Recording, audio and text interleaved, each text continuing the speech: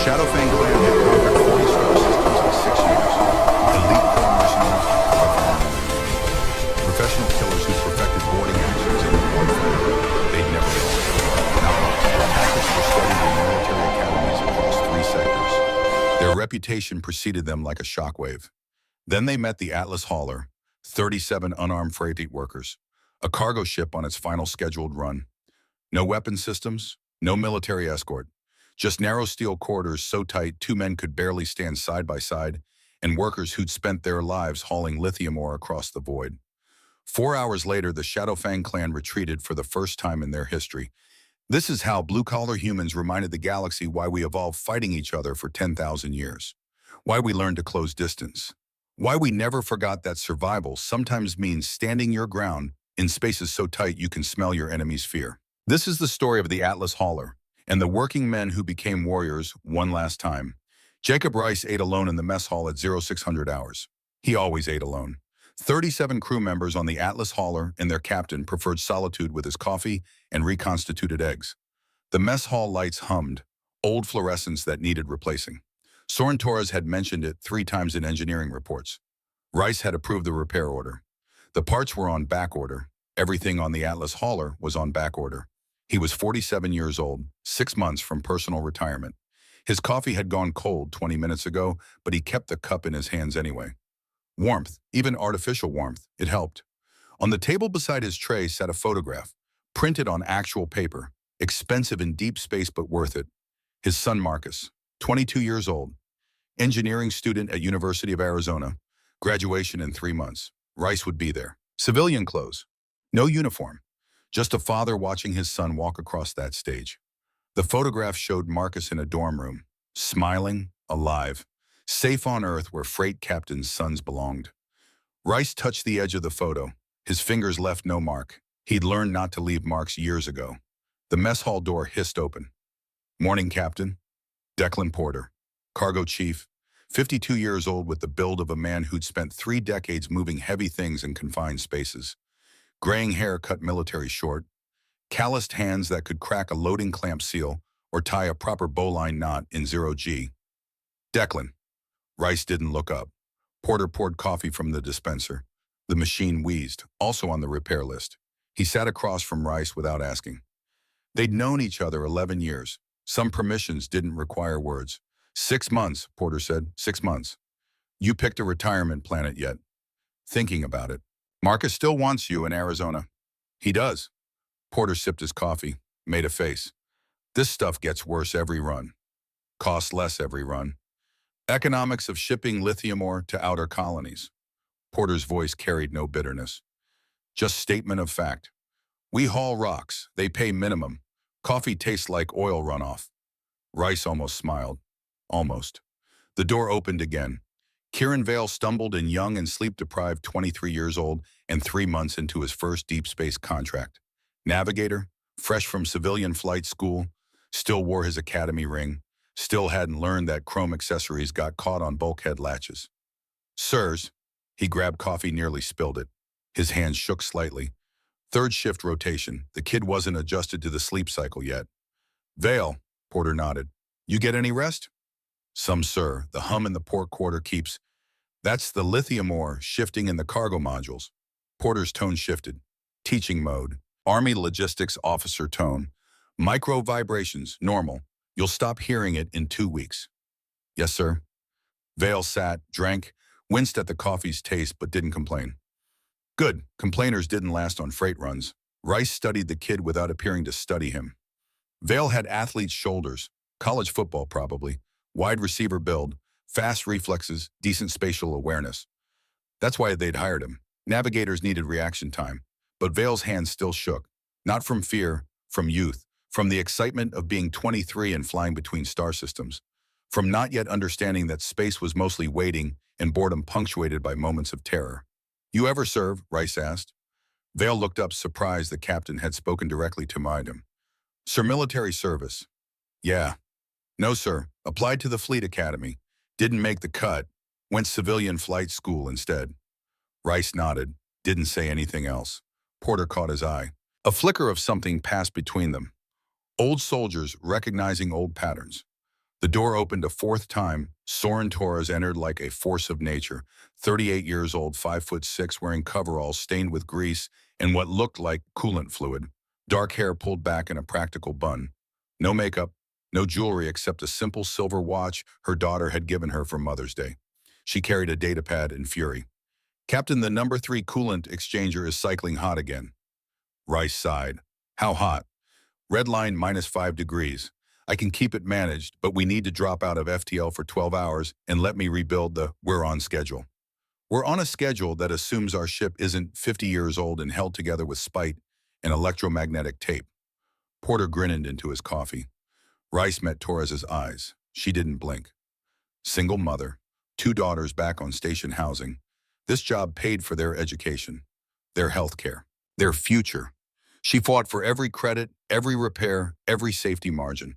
Can you keep it managed until we hit Frontier 7, Race asked. I can keep anything managed, Captain. Question is whether you want me to or whether you want to file the incident report when it blows. It won't blow? You're right, because I'll be babysitting it for the next 72 hours instead of sleeping. I'll approve overtime. I don't want overtime, I want parts. Parts are on back order, I know. Torres set the datapad on the table harder than necessary. I swear to God, when I retire, I'm buying a planet-side garage and only fixing things that don't explode when they break. She poured coffee, drank it black, didn't complain about the taste. You ever served? Vale asked her. Wrong question. Rice saw it immediately. Torres turned slowly. Do I look like I had time to serve, kid? I was 17 with a baby when most people enlist. Been working engine rooms since I was 20. Learned on civilian transports. Taught myself everything the Navy would have taught me, except I got paid while doing it. Vale's face reddened. I didn't mean... I know what you meant. Her voice softened slightly. But some of us fought different battles. The door opened one more time. Silas Cross walked in carrying a medical kit. 35 years old, lean, with the careful movements of someone who'd spent years treating injuries in 0G. Former Navy corpsman. Honorable discharge after 8 years. He'd seen combat. You could tell by the way his eyes tracked movement. Morning, Captain, Chief, Torres, Vale. A round of acknowledgments. Cross poured coffee, added sugar from a small packet he'd brought from his quarters. Personal supply. He sat at the end of the table slightly apart. How's inventory? Rice asked. We're low on blood plasma. Antibiotics are at 60%. Burn gel is adequate. Overall, I'd give us a C- for emergency preparedness. Frontier 7 is 4 days out. 4 days is how long it takes to bleed out approximately 80 times. Porter snorted. You're cheerful this morning. I'm realistic. Cross sipped his coffee, grimaced despite the sugar. Optimism doesn't stop infections. They sat in silence. 6 people in a mess hall designed for 40. The lights hummed. The coffee tasted like chemicals. Outside, the reinforced viewports, faster than light travel, painted stars into silver streaks. This was routine. This was normal. This was the life of freight workers hauling lithium ore to outer colonies for minimum wage and the promise of retirement benefits. Jacob Rice looked at his crew. Porter solid and dependable. Torres brilliant and fierce. Cross competent and careful. Vale young and eager. 37 people total on the Atlas hauler. Most he'd never see in the mess hall. They worked in shifts. They maintained distance. They did their jobs, but these four ate breakfast in his presence. Something old stirred in Rice's chest. Something from 12 years ago before he'd left the Marines, before he'd chosen freight work over service, before he'd decided that peace was worth more than purpose. Squad. That's what his brain whispered. He pushed the thought away. 4 more days, he said. Then we're at Frontier 7, 2-day layover, shore leave for anyone who wants it. Then we pick up the return cargo and head back. What's the return cargo? Vale asked. Processed titanium, station manufacturers, whatever they need moved. Exciting stuff, Torres muttered. Pays the bills, Porter replied. Rice stood. Breakfast finished, coffee cold. Photograph returned to his pocket. I'll be on the bridge. Porter. I want a cargo status report by 0900. Torres, do what you need to do with the coolant exchanger. Cross submit your supply requisition for Frontier 7. Vale plot our approach vector. Yes, sir, in unison. He walked to the door, stopped, turned back. Good work, all of you. They looked up surprised. Rice didn't give compliments often. He left before they could respond. The Atlas hauler was ugly, 500 meters of rectangular functionality. Cargo modules stacked like shipping containers. Thick armor plating designed for micrometeorite impacts, not combat. No weapon systems, no missile tubes, no point defense turrets. It had engines, life support, basic navigation, and cargo space. That was the design philosophy. Move mass from point A to point B. Survive the void. Nothing more. The corridors were narrow, barely wide enough for two people to pass side by side. Designed that way deliberately. Space was expensive. Every cubic meter devoted to hallways was cargo capacity lost. Bulkheads sectioned the ship into compartments. Heavy doors that could seal in case of decompression. Reinforced, airtight, designed to contain disasters. Jacob Rice walked the corridors every day. Portside, main deck down to engineering, back to cargo up to the bridge. Same route, same timing. He knew every handhold, every access panel, every section where the deck plates rattled slightly underfoot. He knew this ship. He passed crew members, nodded. They nodded back. First names, last names. Faces he'd known for years, or faces he'd hired 3 months ago. They kept the Atlas hauler running. Maintenance workers, cargo handlers, system monitors. In the old days on the transport ship that had carried his Marine unit, they'd called this walking the boat. Officers checked on their people, made themselves visible, reminded everyone that leadership wasn't just a rank. It was presence. Rice had left the Marines, but some habits refused to die. He took a maintenance ladder down to engineering. The temperature rose 10 degrees, always hotter near the engines. The hum of machinery filled the air, a constant vibration that you felt in your teeth. Soren Torres knelt beside the number 3 coolant exchanger datapad in one hand, calibration tool in the other.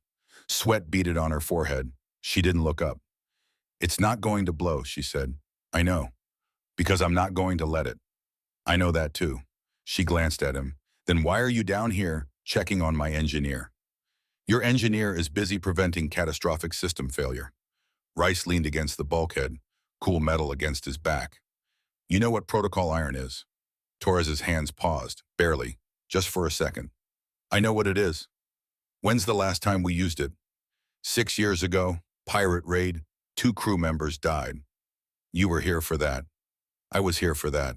Her voice went flat, professional. Cargo bay ambush, we fought them in the corridors. They retreated, we lost Mitchell and Okoro.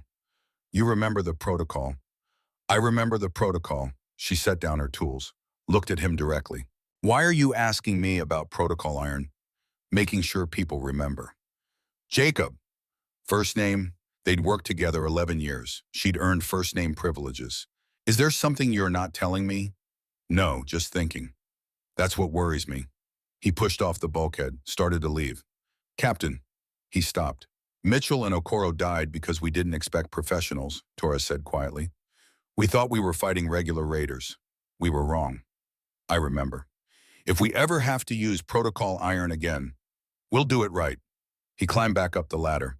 The bridge of the Atlas hauler was small, 10 meters square.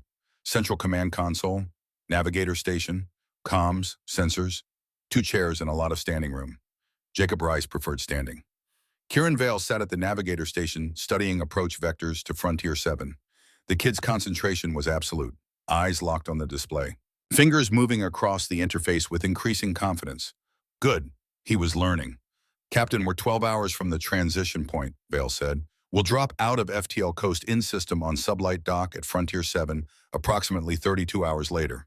Confirmed. Send the docking request. Already sent, sir. Awaiting confirmation. Race nodded. Vale was getting better. Still green, but better. The sensor display showed empty space, normal for freight lanes. This route wasn't heavily traveled. Outer colonies, frontier stations, the shipping equivalent of back roads, safe, quiet, predictable. Rice watched the sensors anyway. 12 years in the Marines taught habits. You checked corners, you scanned horizons. You never assumed safe meant secure. Sir, we're getting a proximity alert. Race's attention snapped to the display, where bearing 270 elevation plus 15, range of 4,000 kilometers and closing. We're IFF transponder. Vale's fingers moved. Negative, no identification signal. Contact, single vessel, medium cruiser class, drive signature consistent with... Vale's voice changed, younger, uncertain. Sir, that's a combat profile. Rice was already moving to the console. His eyes tracked the data. Drive emissions, power readings, weapon signatures. His blood went cold. Sound general alert, all crew to stations. Sir, now Vale. The alarm cut through the ship like a knife. Harsh, urgent. Everyone on the Atlas hauler knew that sound. Emergency protocols, battle stations. Except the Atlas hauler didn't have battle stations. Declan Porter's voice came over comms immediately. Captain, what's the situation? Unknown vessel. Combat profile. Approaching fast. Do we run? We can't outrun a cruiser. Silence on the line. Then understood. Initiating lockdown procedures. Across the ship, crew members moved. Not panicking, not yet. But fear had a smell. Even through recycled air, the sensor display updated. The vessel was closer now. 3,000 kilometers. Its profile resolved with horrifying clarity. Sleek. Predatory. Weapon ports visible even at this range. And on its hull, barely visible on the sensor scan and insignia. Rice's hands gripped the console edge. Vale, magnify that symbol. The image enlarged. A stylized fang, dripping, curved like a scimitar. Kieran Vale read it from the database. Shadowfang Clan, core mercenary group, known for boarding actions. 37 confirmed raids in the past 4 years. 0 reported failures. Rice's mind raced through options. They were 3 days from any military patrol. No weapons, slow ship, sitting targets. Captain, they're hailing us. Put it through. The main screen flickered. A face appeared, not human. Core, tall, narrow frame, skin with a faint metallic sheen that caught the light like oil on water. Eyes deep set and lidless black orbs that didn't blink. Limbs jointed twice where humans had elbows and knees. Movements that looked almost fluid, almost graceful, almost wrong. Captain Zarok. Human vessel. The voice was precise, unaccented. The translator software stripped away alien phonetics, leaving only cold efficiency. You will power down your engines. You will not transmit distress signals. You will prepare for boarding. Rice kept his face neutral. This is Captain Jacob Rice of the freight vessel Atlas Hauler. We're carrying lithium ore to Frontier 7. No military cargo, no contraband. We're civilians. Your cargo is irrelevant. Your compliance is required. And if we refuse, you will not refuse. Not a threat, a statement of fact. Deshaun. The screen showed Zarok's bridge behind him. Other core moved with mechanical precision. Tactical displays glowed. Weapon systems powered. Professional. Organized. Lethal. How long until they're in weapons range? Rice asked quietly. Vale checked. 8 minutes. Rice looked at this kid, 23 years old, hadn't applied to Fleet Academy for this, hadn't signed up for pirate raids. Vale, I need you to do something for me. Sir, stay calm, follow orders, and trust your training. I haven't trained for... You've trained for this exact scenario, you just don't know it yet. Rice keyed the ship-wide comm. His voice carried to every corridor, every compartment, every crew member on the Atlas hauler. All hands, this is the captain. We are being boarded by hostile forces. This is not a drill. I am initiating Protocol Iron. All personnel to assigned positions. Seal all bulkheads on my mark. Weapons lockers will be opened. Follow your section leaders. Stay in your zones. Do not engage until ordered. He paused. Let them process. We've done this before. We know our ship. We know our corridors. And we know how to defend our home. Another pause. 6 months ago, I told you we were going to make it to retirement. I meant it. We're getting through this, all of us, together. He released the comm button. Across the ship, heavy bulkheads began to seal. Not all of them, only the ones that mattered. Creating choke points, forcing invaders into narrow passages, limiting movement. The Atlas hauler transformed, from cargo ship to fortress, from workplace to battlefield, from home to killing ground. Declan Porter moved through Cargo Bay 3 with the efficiency of a man who'd done this before. He had, 6 years ago, and 20 years before that in Army logistics during the border conflicts. His hands worked automatically, opening concealed panels, revealing weapons that technically weren't supposed to be on civilian freight vessels.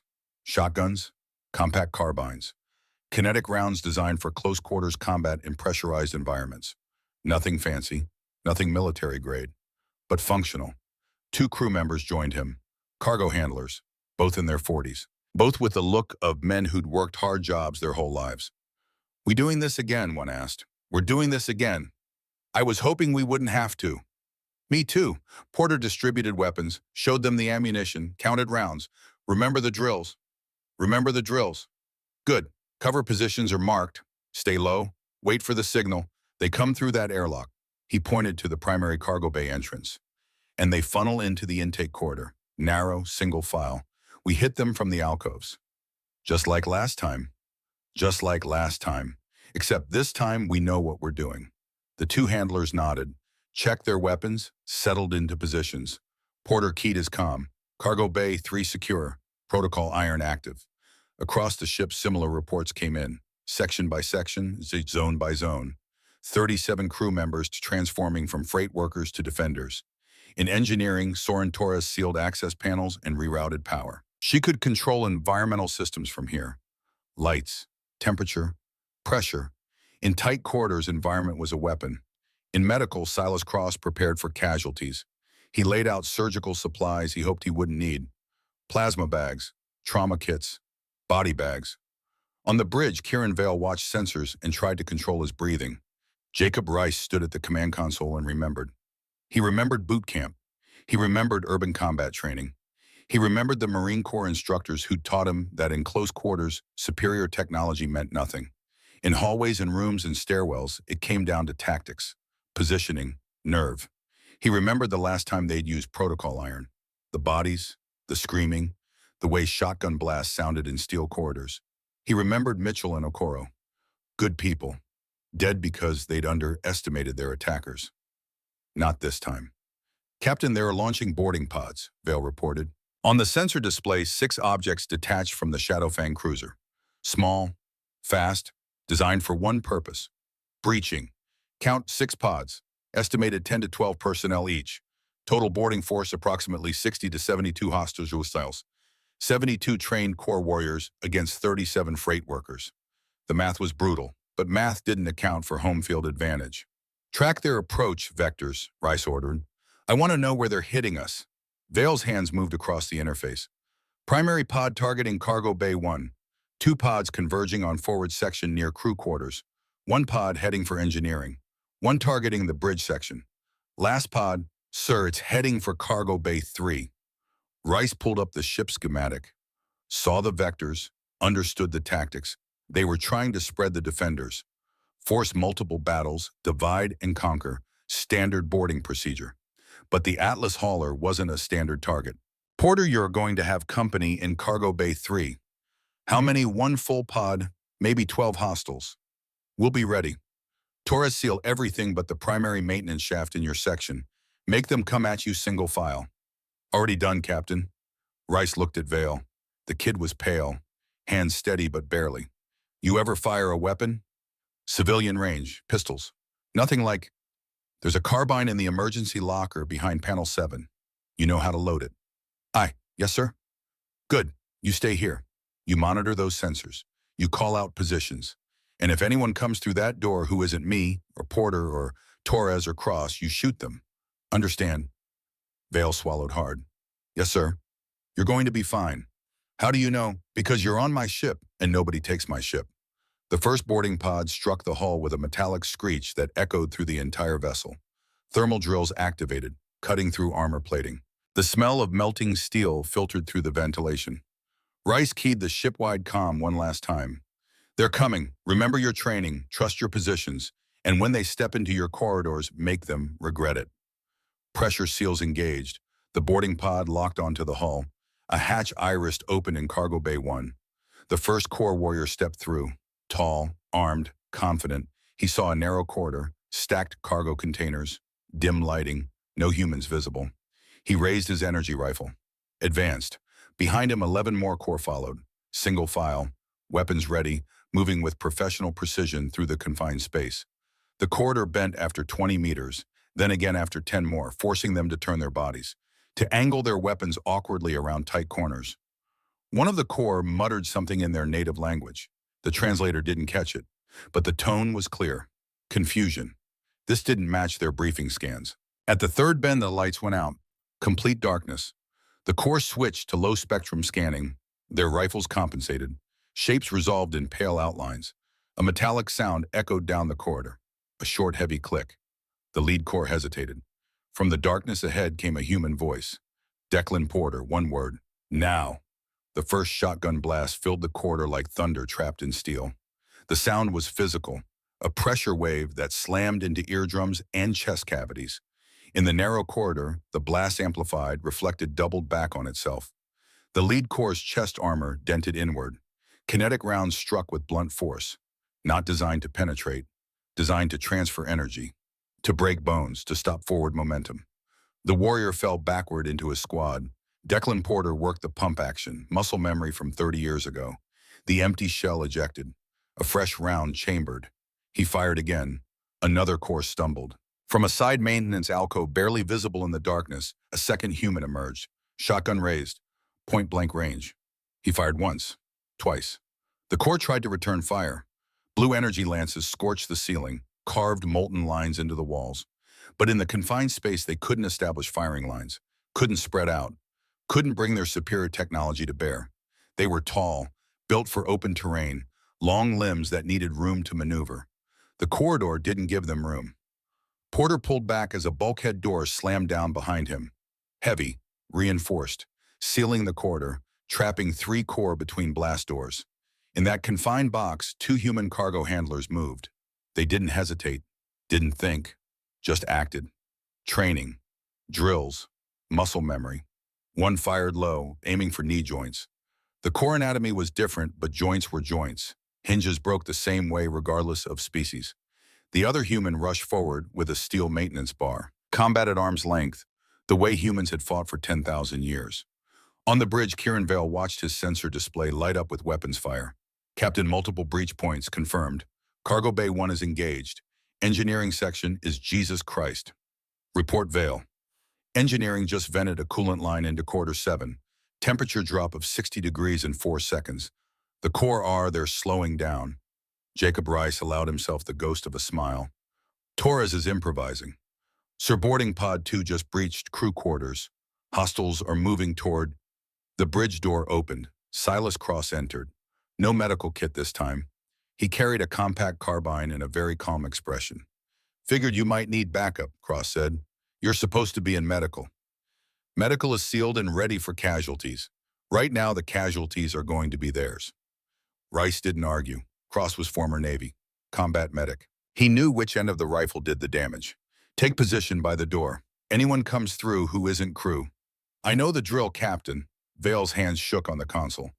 Sir, I'm reading weapons fire in 5 different sections. We're holding, but what? They're not retreating. They're adapting, changing tactics. On the sensor feed, Rice watched the core forces regroup. They'd taken casualties, but they weren't panicking. They were professionals. They'd expected an easy boarding. Frightened civilians, quick compliance. They'd found resistance instead. Now they knew. Now the real fight began. In engineering, Soren Torres crouched behind a coolant manifold and breathed through her mouth. The air was cold. Frost formed on the pipes. Her breath made clouds. 3 core warriors stood 15 meters away, visible through the maintenance grating. They were trying to cut through a sealed bulkhead with plasma tools. Smart, methodical, professional. Torres checked her datapad. Environmental controls at her fingertips. She adjusted the oxygen mix in their section. Dropped it by 3%. Not enough to trigger their suit alarms. Just enough to make them slightly slower, slightly less sharp. Hypoxia was a gentle killer. One of the corps stumbled, barely noticeable. His partner steadied him. Torres smiled without humor. She keyed her comm. Engineering to bridge. 3 hostiles contained in Section 4. They're cutting through, but it'll take them 15 minutes. Can you hold? Rice's voice. I can hold all day, Captain. I've got control of their environment. They're breathing what I let them breathe. Don't kill them unless you have to. Copy that, just making them uncomfortable. She adjusted the temperature, raised it 10 degrees, then dropped it 15. Cycling, making the core suits work overtime to compensate. Uncomfortable was an understatement. In cargo bay, 3 Declan Porter reloaded his shotgun and took stock. 2 core down, not dead, incapacitated, broken limbs, armor dented. They'd live if they got medical attention. The rest of the boarding team had retreated to the cargo bay entrance, regrouping, learning. One of Porter's crew members, a cargo handler named Greer, was bleeding from a shoulder wound. Blue Energy Lance had clipped him. The burn was ugly but not fatal. "You good?" Porter asked. "I'm good." Greer's jaw was tight. Pain, but functional. "Fall back to medical when you can." "Not yet." Porter understood. Leaving the fight meant admitting weakness, and freight workers didn't admit weakness easily. The Corps tried a new tactic. They deployed a micro-drone, small, flying, equipped with scanning equipment. It floated into the corridor. Porter let it come. 10 meters, 5 meters. A metal grate in the floor snapped open. A human hand shot up, grabbed the drone, dragged it down into the maintenance crawl space. The Corps fired at the floor. Energy beams punched holes in the metal. Then the deck beneath them shifted. Hydraulic locks disengaged. The floor panel dropped 3 feet, tilted sharply. The Corps lost balance. Their jointed legs, built for long strides on open terrain, couldn't compensate for sudden elevation changes. From both ends of the corridor, humans emerged.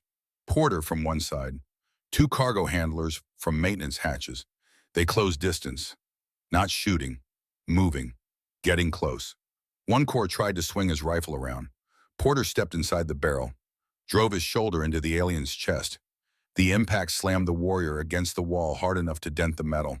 Another human, Greer, bleeding but functional, hooked his arm around a Corps' upper limb and twisted. A sharp crack echoed. The fight turned physical. The corridor was too tight for energy weapons, too tight for long-range tactics. It favored compact force. Humans were built for it. On the Shadowfang cruiser, Captain Zarok watched his tactical display degrade into chaos. Team 1 reports casualties. Team 2 is engaged in melee combat. Team 3 is trapped in an environmental containment. Zarok's eyes, lidless and unblinking, tracked the data. His long fingers moved across the interface with mechanical precision. This was wrong. Boarding actions were routine. Humans were weak, recently spacefaring. Primitive technology. They surrendered or they died quickly. But the Atlas hauler was fighting back. Not just fighting, winning. "How many casualties?" Zarok asked. 12 incapacitated, 3 critical, 5 wounded. Nearly a third of his force, in 20 minutes, against unarmed freight workers. "Analysis," Zarok demanded. His tactical officer studied the feeds. "The humans are using the ship's layout against us. Narrow corridors, sealed bulkheads, environmental controls. They're forcing close quarters engagement. They have no weapons." Scans indicated no weapons. They were concealed. Zarok's skin rippled, a core expression of displeasure. "Who commands their defense?" "Unknown, but their tactics suggest military training, urban combat, boarding defense protocols. They're civilians. They fight like soldiers." Zarok watched a live feed from Team 4. His warriors were pinned in a corridor, unable to advance, unable to retreat, caught between sealed bulkheads while humans fired from concealed positions. Professional, coordinated, lethal. This was not compliance. This was war. And Zarok realized with cold clarity that he had made a mistake. He had assumed weakness based on appearance. No visible weapons, no military escort, freight vessel. But humans had evolved on a death world. High gravity, predators, disease, violence. They'd spent 10,000 years perfecting close quarters combat, and he'd brought his warriors into their territory. "Recall Team 5 and 6, Zarok ordered. "Sir, Byway, recall them. Redirect to support the breached teams. We consolidate. We adapt." The mission parameters. The mission parameters assumed compliance. Zarok's voice went cold. "We're facing resistance. We respond accordingly." He opened a channel to his boarding teams. "All units, new tactics. Explosives on sealed bulkheads. Bypass the corridors. Cut through walls. Force them into open spaces." If the humans wanted to use their ship against him, he'd take the ship apart. Jacob Rice heard the first explosion through the hull. Shaped charges, cutting through bulkheads. The Corps were adapting faster than expected. "Captain, they're breaching Section 2 with explosives," Vale reported. Voice higher now, stress bleeding through. "How many multiple teams? They're trying to bypass our choke points." Rice ran calculations in his head. Crew positions, ammunition, casualties, time. They'd held for 25 minutes, inflicted significant damage. But the Corps had resources, they had training, they had numbers, and they were learning. "Torres, can you seal the breached sections?" "Not without venting atmosphere, and we've got crew in those zones." Porter status. "Cargo 3 is holding. But if they start blowing walls, we're going to lose our defensive positions. Rice looked at the tactical display. At the 37 green dots representing his crew. At the red dots representing core warriors. The red dots were spreading, adapting, overwhelming through sheer persistence. He'd bought time. He'd made them bleed. But time was running out. Kieran Vale looked at him. 23 years old, first deep space contract, expecting routine freight work. Not this. Never this. Sir, what do we do? Jacob Rice met the kid's eyes and made a decision. We make them pay for every meter, every corridor, every section. His voice was calm, steady, command voice from 12 years ago. We don't surrender, we don't run, we defend our home. He keyed the shipwide comm. All hands, the enemy is changing tactics. They're coming at us from multiple angles. They're bringing explosives. They're trying to break our positions. He paused, let them absorb it. But they're also bleeding. They're dying in our corridors. They're learning that boarding the Atlas hauler was a mistake. Another pause.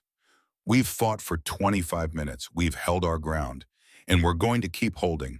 Because this ship is ours. These corridors are ours. And nobody takes our home without paying the price. He released the comm, looked at Cross, at Vale. Get ready. They're coming for the bridge next. Silas Cross checked his carbine. How many? All of them. Cross nodded. No fear, just acceptance. Kieran Vale's hands shook. But he reached for the emergency locker, retrieved the carbine Rice had mentioned, loaded it with trembling fingers. I don't know if I can. You can, Rice said, because you have to. The sensors showed core forces converging on the bridge section. 20 hostiles, armed, professional, angry, 3 humans, 1 cargo ship captain, 1 medic, 1 navigator who'd never fired a shot in anger. The math was impossible. But Jacob Rice had learned a long time ago that impossible just meant difficult. And difficult was what humans did best. The first shaped charge detonated against the bridge blast door. Metal screamed, the door held. Barely. Here they come, Rice said quietly. He raised his weapon and waited. The second shaped charge split the bridge blast door down the center. Metal peeled back like flesh. Smoke poured through the gap. Behind it, shadows moved. Tall, angular, armed. Jacob Rice fired first. The carbine kicked against his shoulder. 3-round burst. Controlled. Precise. The rounds sparked off core armor, but forced them back. Silas Cross fired from the left position. Different rhythm, single shots, aiming for joints, for gaps in the plating. Kieran Vale's first shot went wide. High, his hands shook so badly the barrel wavered. Breathe, kid, Rice said without looking at him. Exhale. Squeeze. Vale's second shot found target. A core warrior stumbled. The breach widened. 4 core pushed through simultaneously. Energy rifles blazing. Blue lances scorched across the bridge. Consoles exploded in showers of sparks. The tactical display shattered. Cross moved. Combat medic instincts. He grabbed Vale by the collar and hauled him behind the command console. Stay low. Rice didn't retreat. He advanced. 2 steps forward. Firing. The Corps didn't expect it. Defenders were supposed to fall back. Supposed to seek cover. Rice closed the distance to 5 meters. 4 meters. 3. At 3 meters, kinetic rounds punched through core armor. The lead warrior went down. Chest plate cracked. Purple blood, darker than human red, spread across the deck. The others hesitated. Just for a second. A second was enough. Cross emerged from behind the console, fired low, shattered a knee joint. The core collapsed with a sound like breaking branches. But more were coming. The breach was wide enough now. 8 core 10. They filled the doorway. Race's weapon clicked empty. He dropped it, drew a sidearm from his belt, kept firing. Fall back, Cross shouted. No. Rice's voice was ice. They want the bridge, they pay for it. He fired until the sidearm ran dry. Then he grabbed a piece of broken console, sharp-edged, heavy, and threw it. The metal caught a core across the face. The warrior's head snapped back. The core rushed him. Rice met them. Hand to hand. No finesse, no martial arts, just brutal, efficient violence learned in 100 close-quarters drills. He ducked under a rifle swing, drove his fist into an alien solar plexus. The core doubled over. Rice brought his knee up, connected with the warrior's head. Another core grabbed him from behind, long limbs wrapped around his torso, constricting.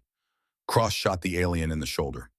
It released. Rice spun, grabbed the wounded core's rifle, used it as a club, swung hard, The buttstock shattered against another warrior's helmet. "Captain, we have to." The energy lance caught Rice high on the left shoulder. Blue fire, instant, searing. It spun him completely around. The smell of burned flesh filled the bridge. His own flesh. He hit the deck hard. The impact drove air from his lungs. Couldn't breathe. Couldn't think. Just pain. Through blurring vision, he saw crossfiring. Saw Vale trembling, terrified, pulling the trigger again and again. Saw core warriors advancing. Saw the bridge being overrun. His last thought before darkness took him was simple. Failure. Declan Porter heard the call over comms. "Bridge is compromised. Captain is down. Repeat, captain is down." Cross's voice. Steady, professional, but underneath urgency.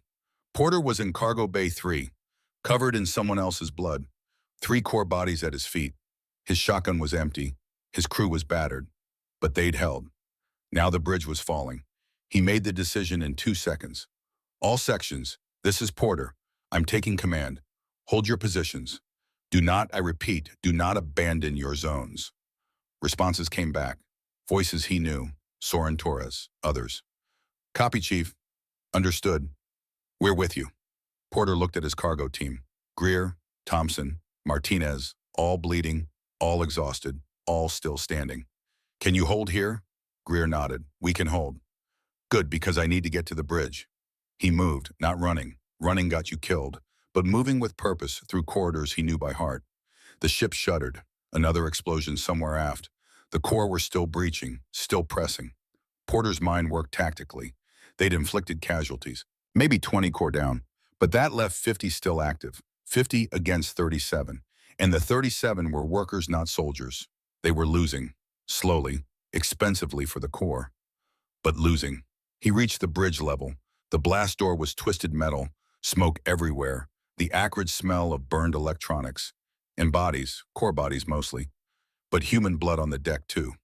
Silas Cross knelt beside Daka Bryce, medical kit open, hands moving with desperate efficiency. Kieran Vale sat against the wall, carbine across his lap. His face was white, eyes too wide. Shock. Porter took it all in. "How bad?" "Energy lance to the shoulder," Cross said without looking up.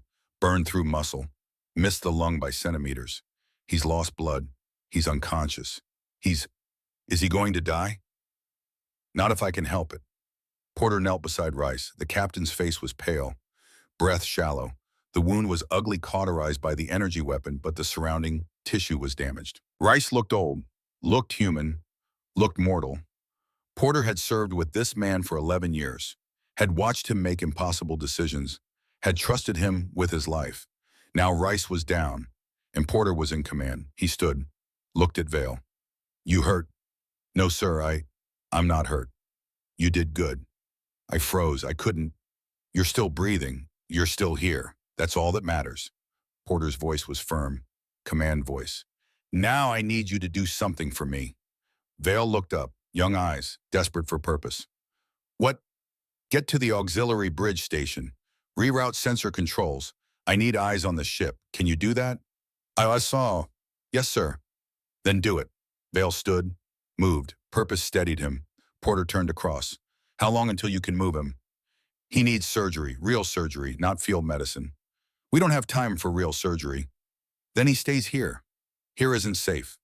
Cross met his eyes. "Nowhere on this ship is safe right now." Porter understood. "Do what you can. I'll buy you time." He activated his comm.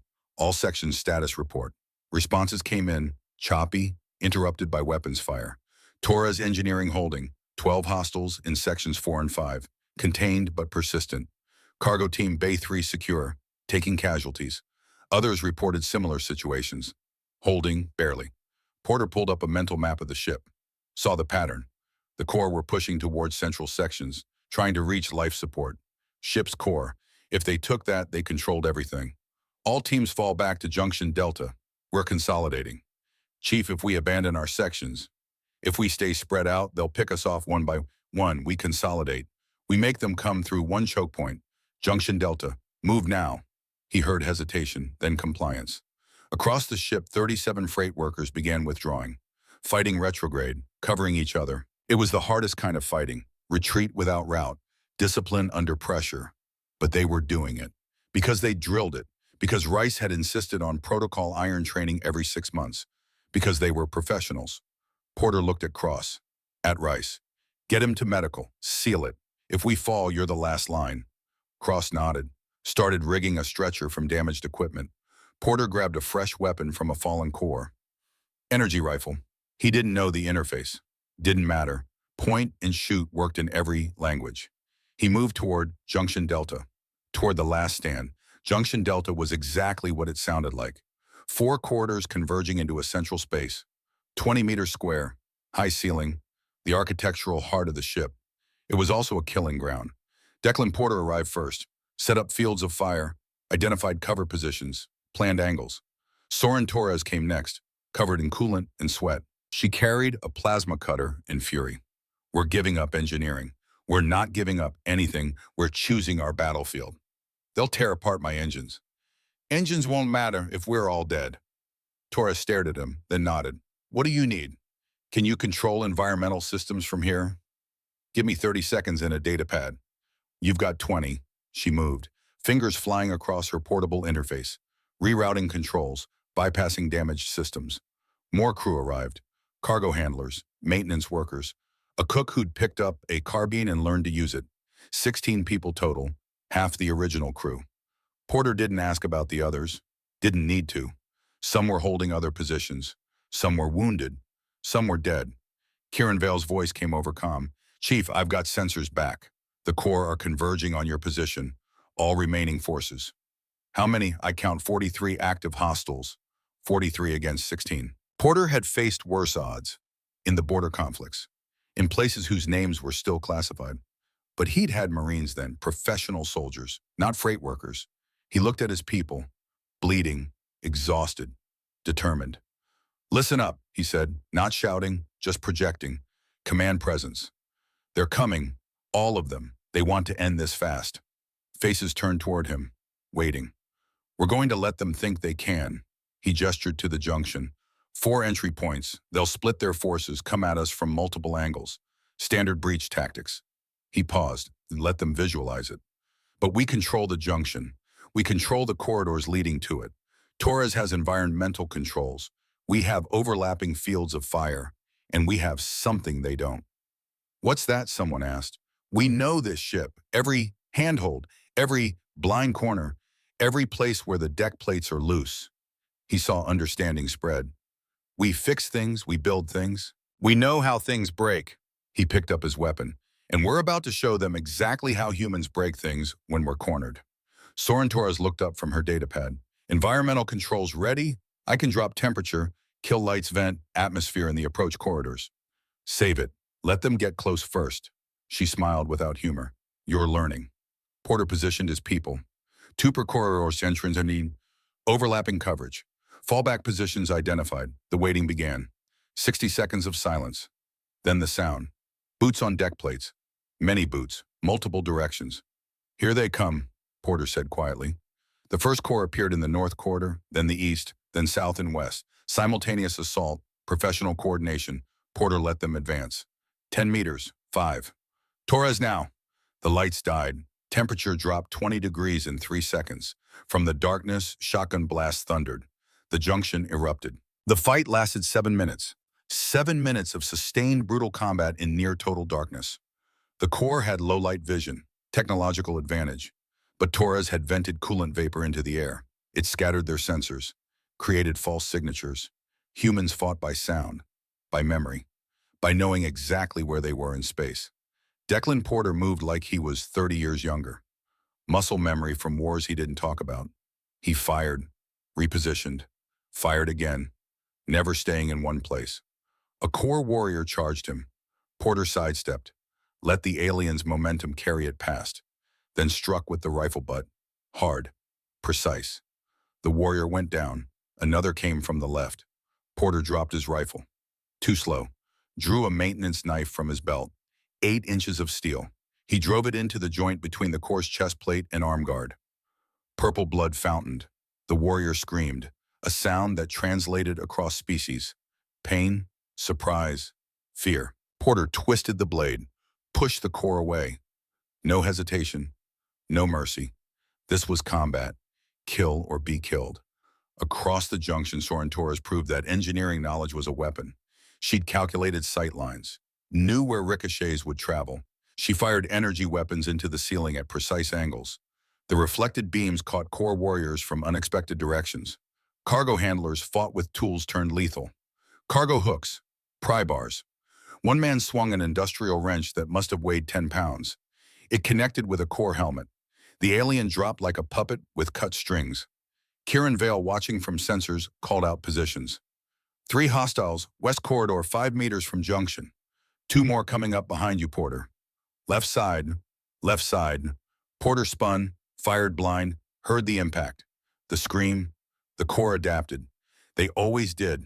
They started using explosives again. Grenades into the junction. Cover, Porter shouted. Humans dove. The explosion was deafening. Shrapnel tore through the air.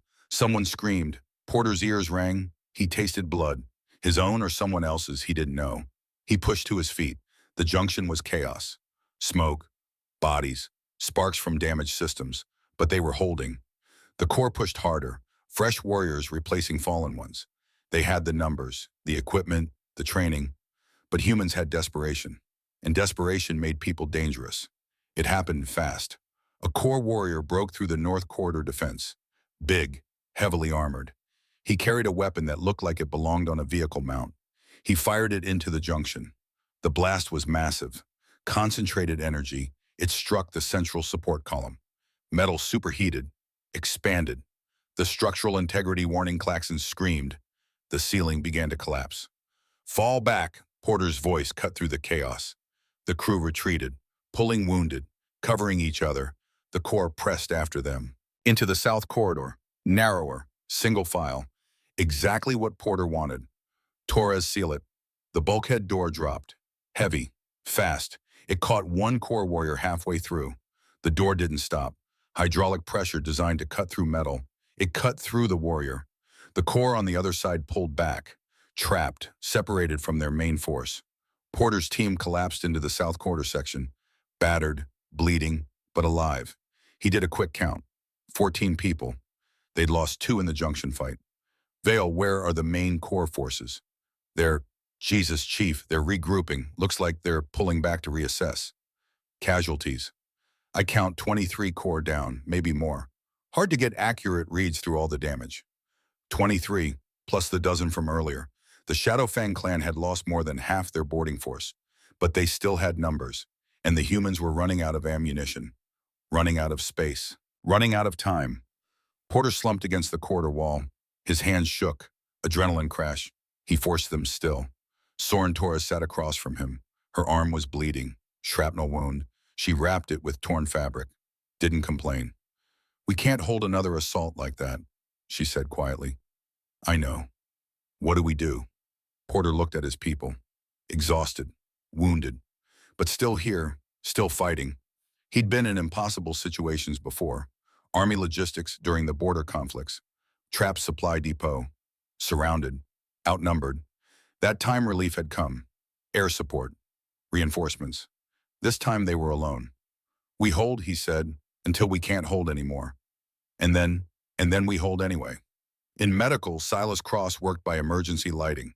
Jacob Rice lay on the surgical table. Unconscious, breathing shallow. Cross had stopped the bleeding, stabilized the wound, but Rice needed real medical facilities. A hospital, not a freight ship's medbay.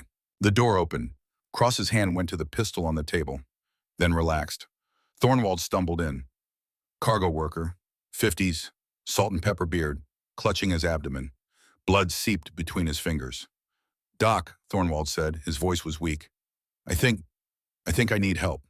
Cross was moving before the man finished speaking. Get on the table. Now.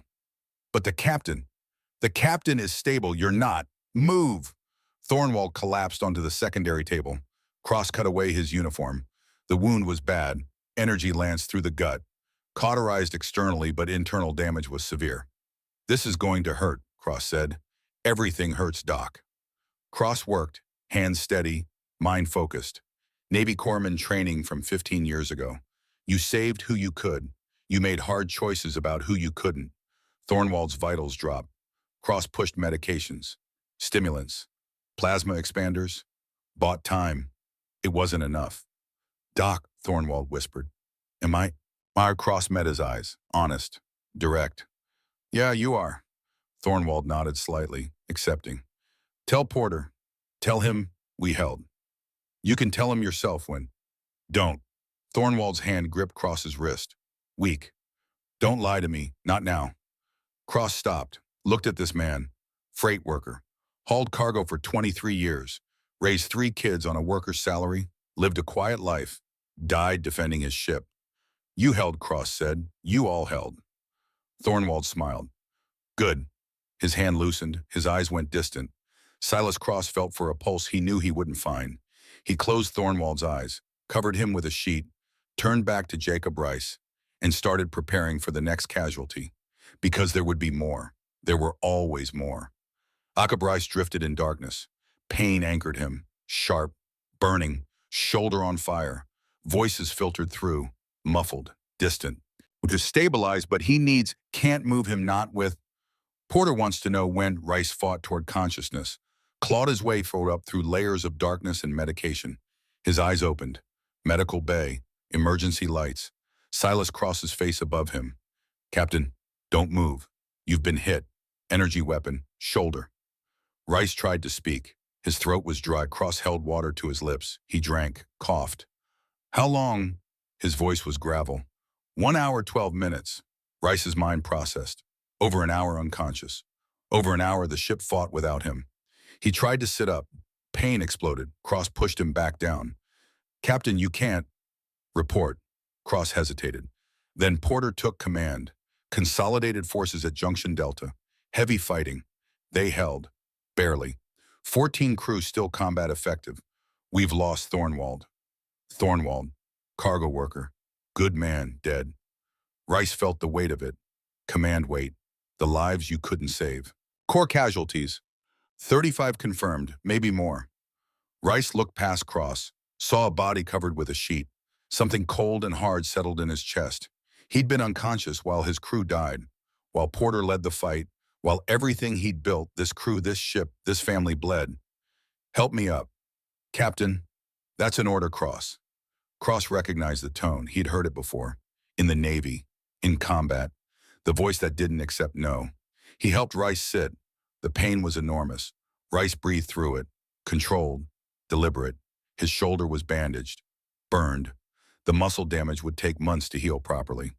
Months he didn't have. He had hours. Where's Porter? South Corridor, Section 7. Rice slid off the table. His legs wavered. Cross steadied him. You're in shock. You've lost blood. I need to lead my crew. You need to survive. Rice met Cross's eyes. They needed a captain. I gave them a freight supervisor. That ends now. He moved toward the door. Each step was agony. He ignored it. Cross grabbed a medical kit. Then I'm coming with you. Your place is here, medical bay, treating wounded. My place is keeping you alive long enough to finish this fight. Rice almost smiled. You're stubborn, Doc. Learn from the best captain. They moved into the corridor. The ship was a wreck, scorch marks, bodies, debris. Rice touched a comm panel. Porter, this is Rice. Static, then Captain. You're awake. I'm awake. I'm mobile. Sit rep. Porter's relief was audible. We're holding Section 7. Corps have pulled back. Looks like they're regrouping for final assault. We're low on ammunition. We're exhausted, but we're still here. I'm coming to you. Sir, you're wounded. You should. I'm coming to you. Have Vale pull up tactical on any working display. We're ending this. How? Rice looked at the devastation, at his ship, his home, at the price already paid. We make them an offer, he said, and if they refuse, we make them regret ever hearing the name Atlas Hauler. Declan Porter watched Jacob Rice limp into Section 7 and felt something loosen in his chest. The captain was pale, bandaged, moving like every step cost him. But he was here. Leadership wasn't about being invincible. It was about being present. Captain, Porter's voice was rough, tired. Chief, Rice nodded, looked at the crew, 14 faces, all showing strain. You did good, all of you. Simple words, but they mattered. Rice found a working console. Kieran Vale had rerouted sensor controls here. The display showed the ship's current state. It was grim, multiple hull breaches, Life supported at 60%, engines offline, communications damaged, and 40 core warriors still active, regrouping near the forward sections. They'll come again, Torres said. One more push, they'll overwhelm us. Maybe. Rice studied the display. His mind worked. Tactical, strategic. Or maybe they're realizing this isn't worth the pain. We've killed 30 of their people, Porter said. They're professionals. They don't quit. Everyone quits when the price gets too high. Rice touched controls, brought up external sensors. Vale, can you reach that core cruiser on comms? Maybe, if I reroute through the emergency beacon system. Do it! Vale's hands moved across the interface. Young, scared, but competent. Rice looked at Porter, at Torres, at Cross, at faces he'd known for years. I'm going to try talking, he said. Talking, Torres' voice was sharp. They boarded us, they killed Thornwald, and you want to talk, I want to survive, and I want them gone. Talking might achieve both. And if it doesn't, Rice pulled up another control screen. Ship systems, the emergency beacon, military frequency, designed to reach fleet vessels within light years. Then I activate this. It broadcasts our position, our situation, and brings a destroyer here in about 3 hours. Porter understood immediately. They won't want military involvement. No, pirates don't. Destroyers ask questions, investigate. The Shadowfang clan has a reputation. They can't afford a public failure. So we threaten them, Torres said slowly, with exposure. We give them a choice. Withdraw with wounded, or stay and face fleet response. They could just kill us all before the fleet arrives, someone said. They could, Reese admitted, but they'd still have to explain why a fleet destroyer found their ships at the site of a massacre, why a civilian freighter fought back, why the Shadowfang clan needed 70 warriors to take down 37 workers. He paused. Their reputation is their weapon. We're about to break it. Kieran Vale looked up. Captain, I've got a channel to the core cruiser. Audio only. Put it through. A moment of static, then a voice, precise, unaccented by the translator. Cold. Human vessel. This is Captain Jacob Rice. I want to talk to Captain Zarak. Captain Zarak does not negotiate with. Tell him he's lost 30 warriors boarding a frigate ship. Tell him we're about to activate our military emergency beacon. And tell him he has 5 minutes to open this channel or explain to his superiors why the Shadowfang clan ran from humans. Silence, then hold. Rice looked at his crew. When this channel opens, you stay quiet. Let me talk. This only works if they think I'm in control. Are you? Torres asked.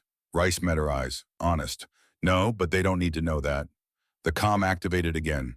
Different voice, deeper, more controlled. This is Captain Zarak. Rice straightened, ignored the pain. Command voice. This is Captain Rice. We need to discuss terms. There are no terms. You will surrender your... No. Rice cut him off. Simple. Direct. We won't. You've been trying to take this ship for Putum. He checked the chrono 2 hours and 47 minutes.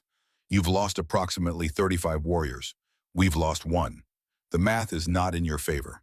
Silence. You're bluffing. Am I? You've got sensors. You've been watching. Your boarding teams are trapped, injured, or dead. We've been fighting in our quarters, on our terms, and we're still here. You have no weapons. We have enough. More silence. Rice could almost hear Zarak calculating. What do you want? Zarak asked finally. I want you gone. You withdraw your forces. You leave, we continue our route. Unacceptable. Then here's what happens. I activate our military emergency beacon. Fleet destroyer arrives in 3 hours. They find your ships. They find our ship. They investigate. The Shadowfang clan's first failed boarding becomes public knowledge. He let that sink in. Or you can withdraw now. Retrieve your wounded. Leave. And nobody needs to know that 37 freight workers held off your elite forces. Declan Porter watched the captain. Wounded. Exhausted. Bluffing with nothing but words and reputation. It was beautiful. Zarak's voice came back. You would let us retrieve our wounded. I'm not a monster. I'm a freight captain. I want to finish my route. I want my people safe. I want you gone. In that order. If we withdraw, you will not transmit. I won't transmit anything. This conversation doesn't exist. Your failure doesn't exist. You made a tactical error attacking a ship you didn't properly assess. Learn from it and leave. Another long silence. Then show me proof of my warrior's survival. Rice looked at Vale. Can we get camera feeds from the secured sections? Yes, sir. Do it. Show him. Vale worked quickly. Images appeared on screen. Core warriors, bound, injured, but alive. Medical patches visible. Human crew members standing guard but not harming them. Zarok would see it on his screens. You treated them, Zarok said.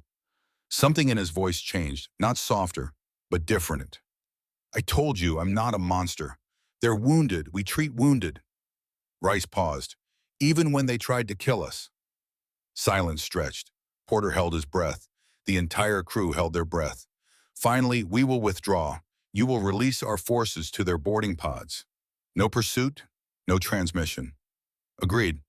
And Captain Rice, yes. The Shadowfang clan does not forget. Today you won, but we will remember.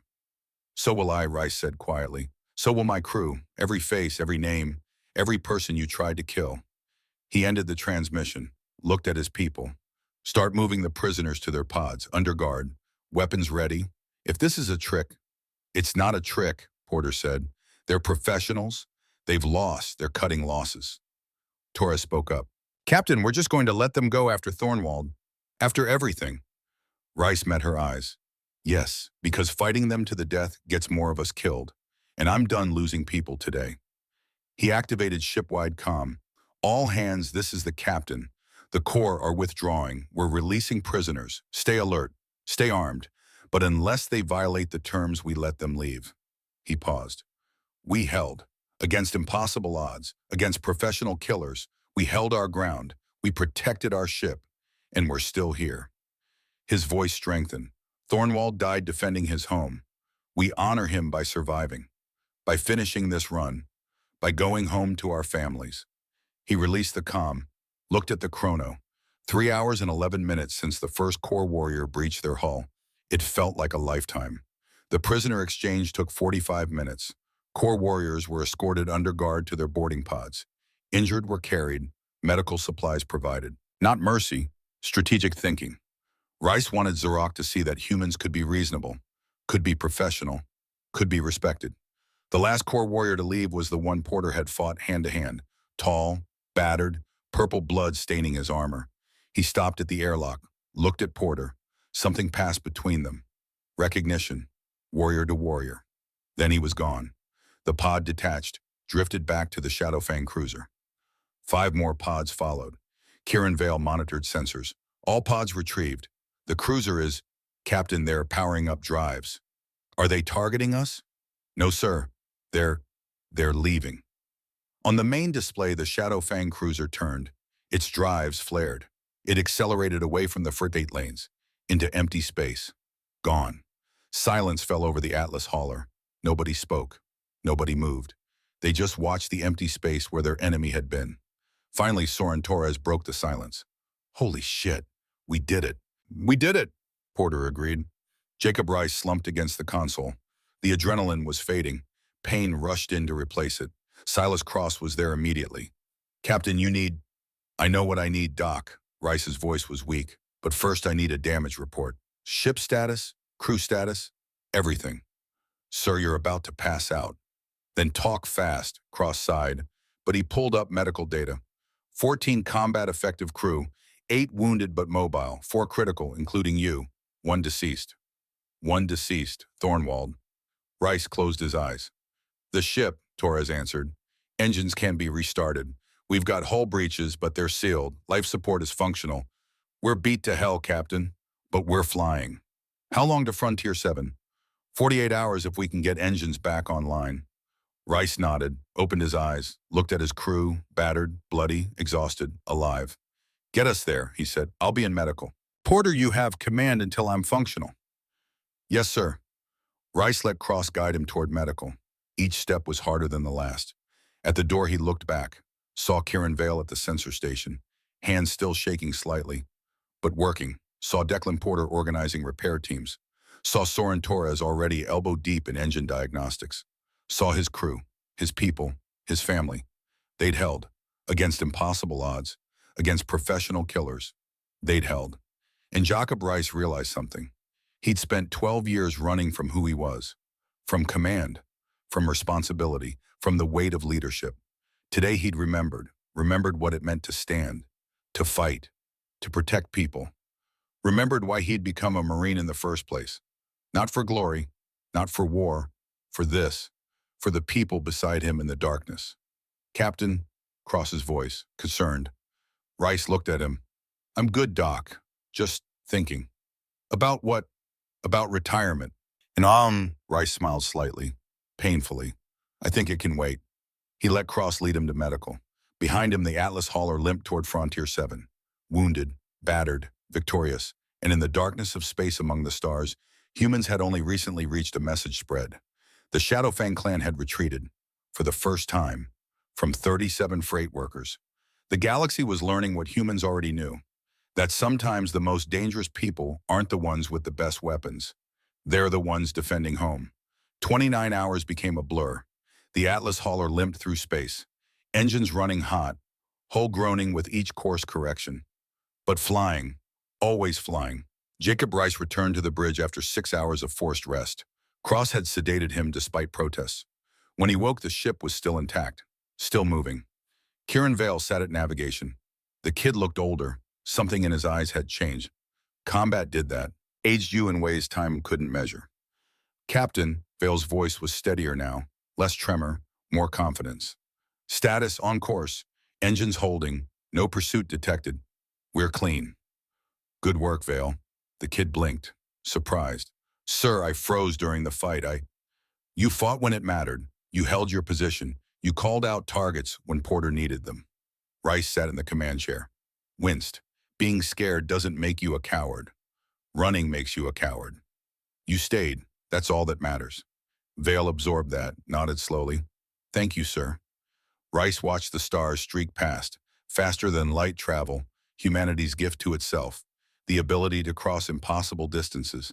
But distance didn't erase what happened. The bridge still bore scorch marks, bullet holes, dried blood in the corners where cleaning crews couldn't reach. Evidence, proof that the impossible had occurred. They sat in silence. Two men, different generations, same profession. Bound by what they'd survived, the station appeared on sensors 29 hours after leaving the battlefield. Frontier 7, Outer Colony Station, population 8,000, industrial hub, mining operations, refinery, freight depot, home for some, waypoint for others. For the Atlas hauler crew, it was salvation. Frontier 7 control, this is Atlas hauler requesting emergency docking. Vale transmitted. We have wounded, we need medical support. Static. Then Atlas hauler, we read you, transmitting emergency dock assignment, base 7. Medical teams will be standing by. A pause. What happened? We were boarded. Pirates, we defended ourselves. Another pause. Longer this time. Copy that, Atlas hauler. Welcome to Frontier 7. Base 7 is yours. The docking procedure took 40 minutes. Vale's hands were steady now. Precise. He brought the damaged freighter in without help from automated systems. Most were offline. The ship shuddered as docking clamps engaged. Seal confirmed. Pressure equalized.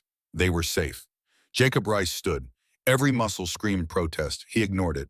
Keyed the ship-wide comm for the last time this voyage. All hands, this is the captain. We have arrived at Frontier 7. Medical teams are standing by. Wounded first. Everyone else maintains position until we're cleared by station security. He paused. You did the impossible. You defended our ship. You brought us home. I'm proud of every single one of you. He released the comm, looked at Porter, at Torres, at Cross, at Vale, his crew, his people. Let's get off this ship, he said quietly. The station security office was sterile. White walls, harsh lighting, 2 chairs and a table bolted to the deck. Jacob Rice sat across from Commander Sarah Chen, station security chief, former fleet officer. Sharp eyes that missed nothing. Tell me what happened, she said. Rice told her. Everything. The Shadowfang clan, the boarding, the fighting, protocol iron, the casualties, the negotiation, the withdrawal. Chen listened without interrupting, took notes on a datapad. Her expression remained neutral. When Rice finished, she set down the datapad. You understand what you're claiming, she asked, that 37 civilian freight workers defeated the Shadowfang clan. Not defeated, survived, made them retreat. Same thing. The Shadowfang has never retreated. They did from us. Chen studied him, saw the bandaged shoulder, the exhaustion, the truth in his eyes. I need to verify your story with your crew. Verify all you want. It happened. Captain Rice, do you know what this means? If word gets out, it won't. That a civilian freighter held off elite mercenaries. It won't get out because everyone involved wants it quiet. The Shadow Fang doesn't want their reputation damaged. We don't want to be targets, and the military doesn't want to admit they weren't there when civilians needed help. Chen leaned back. You're politically astute for a freight captain. I'm not stupid, just tired. She nodded slowly. What do you want from me? I want medical care for my wounded. I want to bury my dead with dignity. I want supplies to repair my ship. And I want to finish my route so I can go home. That's it. That's it. Chen looked at him for a long moment. Then she stood, extended her hand. You have my respect, Captain, and my silence. Rice shook her hand. Thank you. One question, though. Yes. How did you do it, really? Rice thought about narrow corridors, about shotguns and improvisation, about people who'd spent years in tight spaces learning to move to work to survive. We knew our ship, he said simply. They didn't. Frontier 7 had a memorial garden, artificial gravity, hydroponics, real trees under UV lights, a place of green in the sterile station. They buried Thornwald there. Not literally. Space regulations required cremation. But his ashes went into the garden soil, would feed the trees, would become part of the station. 37 crew members stood in a semicircle, bandaged, bruised, alive. Jacob Rice spoke. No prepared remarks, just words from the heart. James Thornwald worked freight for 23 years, did honest work for honest pay. He didn't ask for glory, didn't want attention, just wanted to do his job and go home. His voice was steady, command voice. Yesterday he defended his home, his crew, his family. He fought because someone had to, and he died because sometimes fighting costs everything. He paused, looked at the faces, saw grief, saw pride, saw understanding. We can't bring him back, can't change what happened, but we can honor him by remembering, by taking care of each other, by being the family he died defending. Declan Porter stepped forward, placed a small metal plaque in the soil. Simple, unadorned, no dates, no details, just the essential truth. He stood. The crew filed past, each touching the plaque, each saying goodbye in their own way. Soren Torres wept quietly. Cross stood at attention. Vale's hands didn't shake. Rice watched them, his people, his family, and understood something fundamental. You didn't retire from family. 3 weeks after arriving, the Atlas hauler was ready, supplies loaded, repairs complete. Crew rested. The return cargo was processed titanium. Standard freight, no drama, no excitement, exactly what they needed. Jacob Rice stood on the bridge as they prepared for departure. Kieran Vale at navigation, new confidence in his movements, new maturity in his voice. Course plotted, Captain, ready for departure on your mark. Station clearance. Granted, bay doors opening, we're clear to fly.